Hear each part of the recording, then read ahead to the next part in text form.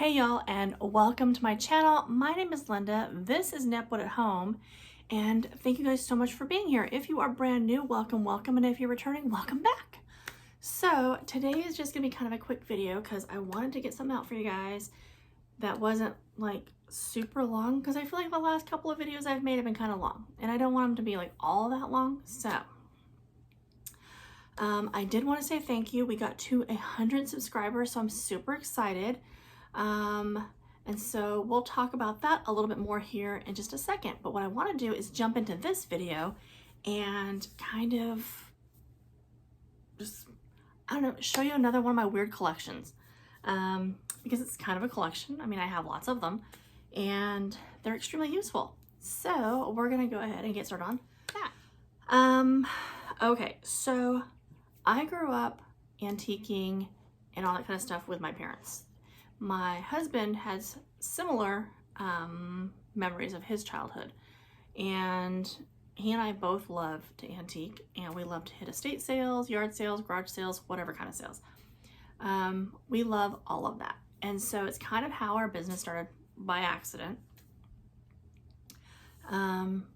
Literally like 2 years ago, which is crazy to me that we actually just went ahead and jumped on it and started our business.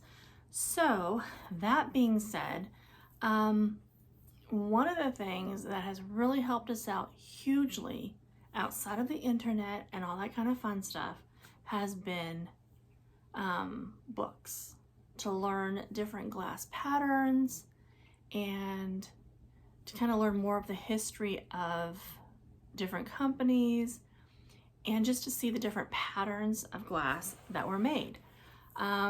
When you think like glass collecting, in my case it's milk glass, as you know.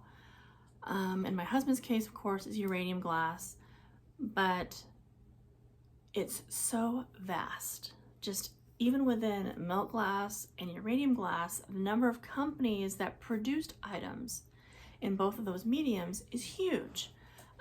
Just within my own personal collection, I have, okay, let me see. I have a lot of different companies. I have Kemple, McKee, E.O. Brody, Evans Macbeth, Fostoria, Imperial Glass, Indiana Glass, Fenton, Westmoreland,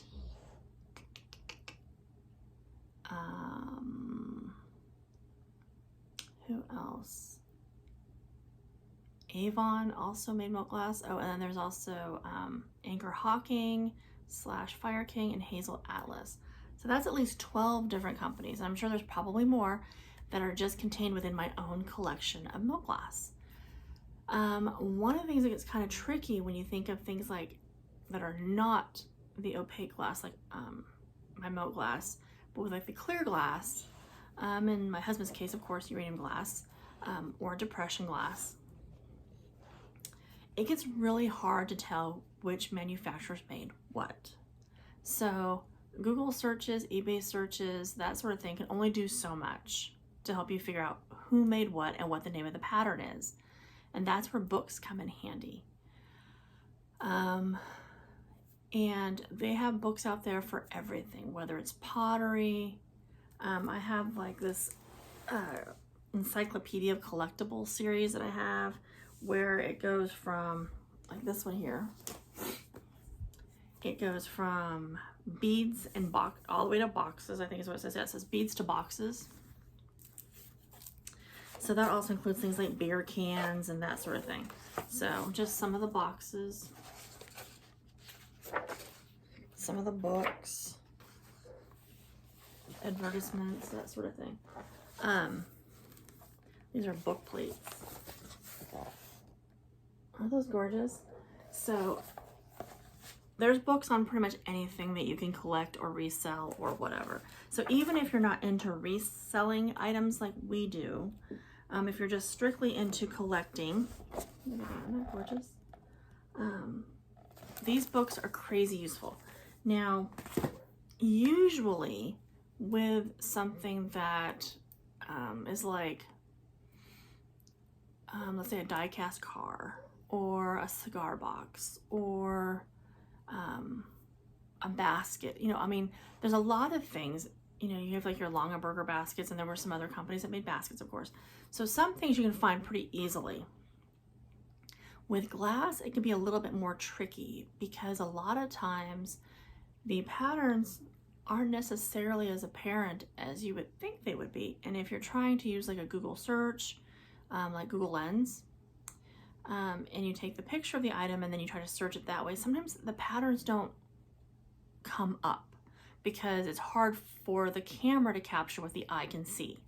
So books have made that incredibly useful. Even if it only gives you a starting point, I don't use these ever for pricing. Pricing on these is crazy because glass fluctuates. In the 90s, it was like really high. It was high again in like the early 2000s or the mid 2000s or whatever. Glass just kind of does this thing where it just kind of, it trends high, it trends low, it just kind of does whatever it wants to. One of my husband's pieces is a Vaseline glass. It's a satin glass. Mayonnaise bowl. I know, it seems weird, right? A whole entire bowl full of mayonnaise. And the ladle on this thing is like, who would use that much mayonnaise? But they were really into mayonnaise back in the day. And the original price on the item was, gosh, $800 or $900 for this piece of glass. That's not to say that that is still true today. So I don't use these ever for pricing. I use them for patterns. So in this case, it covers elegant glass. And you can see the beautiful patterns and such. So, and this will have all the different companies. It'll have different colors. The name of the pattern. In this case, I think it says wildflower. But these things are so incredibly useful, especially if you're not able to locate a particular pattern online. And sometimes if you just can find a pattern that looks like something that you have, or a color. You know, there were so many colors. This one says Mount Vernon, and you can see all the different colors that that pattern came in. So I find these extremely useful. You can get them, we have, where's it at? Do I have it right here? I think I have it right here, on beside me. They're heavy. They are heavy, so you do need to have a place to keep them. So like this one, we have like 3 books on depression. 1, 2, 3. I lied. 4 books on just depression glass. But anyway, so you can see there's some milk glass.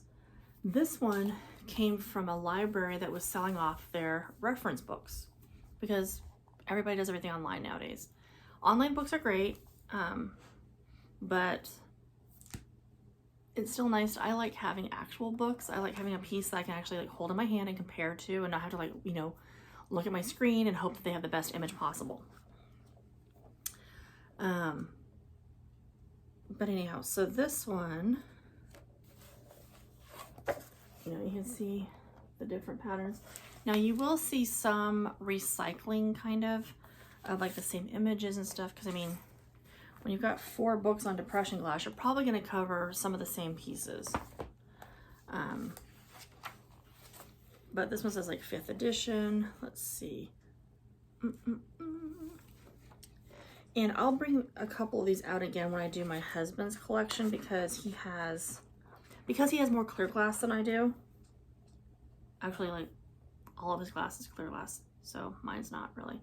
But like this one, the ribbon by Hazel Atlas, I know he has a couple of these pieces. But it's just kind of nice to know what the pattern is, because when you go to look it up online, if you don't know what the pattern is, you're like trying to describe it arbitrarily, and sometimes it's not as easy as you would think, or you'll get like kind of like a false positive or something.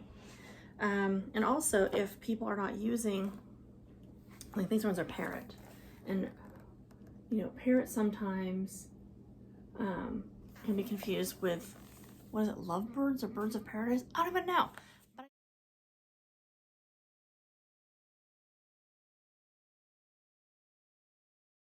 I see all kinds of stuff all the time. So that being said, if you can, get a hold of these. Now we have like half price books. We have, you know, what is it, like secondhand bookstores here in Oklahoma. This one was $3.50. When it first came out, it was $19.95. I don't pay full price for books. You can buy them on Amazon, but a lot of times people are just selling them off, and they're super cheap and cheerful. So don't ever feel like you have to spend a fortune on these books because people are getting rid of them. But if you can get yourself a couple of really good books that will help get you on your way, I think you'll be a lot happier. It's made a huge difference in our own collecting and in our resale, knowing what the pattern is, because so many times things get kind of muddied, like I said, and then you end up with people thinking they have something, and it's really just been kind of like misnamed, or misidentified, I guess is actually how it would be. But either way, get yourself a book or 2 or 3 and just start reading and just learning about the different companies and the patterns. I think it's fascinating. This one is Heisi Glass. I mean, look at this color. Isn't that gorgeous? This one's on Carnival Glass. Look how gorgeous that is. And I think we've all seen the different pieces at estate sales. But this has like the different colors. It'll tell you the different color names.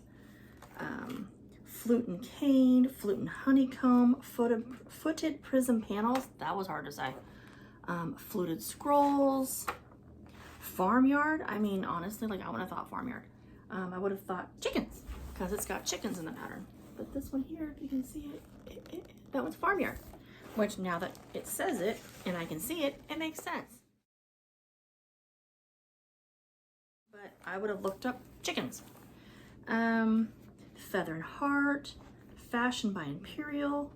So I mean, there are so many different incredible patterns out there.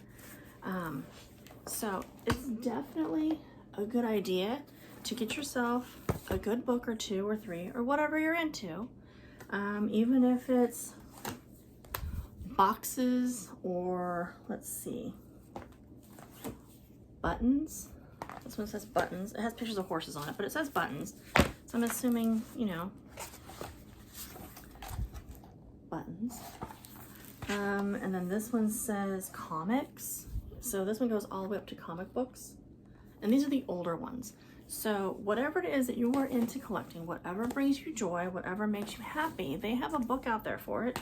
And get yourself something tangible to hold in your hand and to look up all those cool patterns and just kind of give yourself a reference point. It's nothing difficult, and there's nothing wrong with educating yourself and learning more about something that you love.